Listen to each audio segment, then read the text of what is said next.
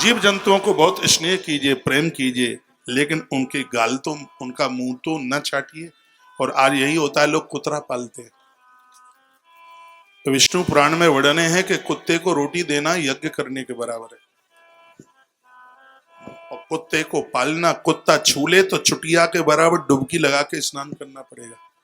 ग्रंथ में लिखा है कि जिस घर में कुत्ता पाला जाता है, भूल करके भी उस घर का पानी मत पीना, उस घर का जल, मेरे पास प्रमाण है, छाती ठोक के कह रहा हूं, उस घर का पानी पीने का धर्म नहीं है जो कुतरा पालता है।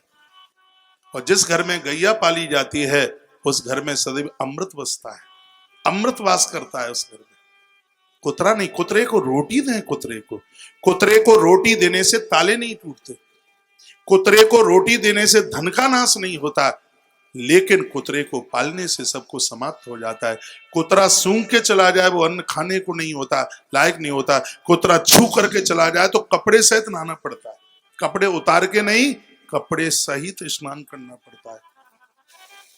लेकिन लोग तो कुतरा को नहलाते हैं साबुन से, संग सुलाते हैं कुतरे, उनका क्या कहा जाए।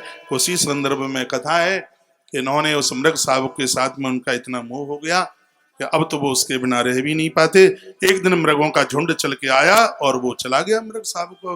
कहा कि बाबा जी ने मुझे कहां से पकड़ लिया, मेरे खानदानी तो ये लगते हैं मुझे। वो चला गया।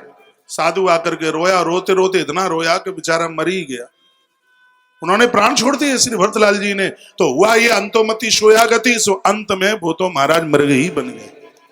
और ये कथा तो बहुत ज्यादा अच्छी तरह से आप सब जानते ही हैं, इसलिए बहुत ज्यादा इसके ऊपर मेरा विस्तार है नहीं।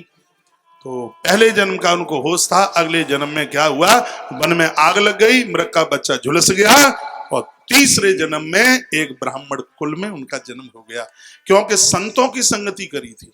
पूर्व जन्म का होश था, मृग बनकर साधुओं की जहां कथा होती थी, सत्संग होता था, और ये मृग वहीं पीछे जाके बैठ जाता था। और कभी समय आने पर ददक गया हुआ वन, वन में आग लगी और इसका शरीर छूट गया।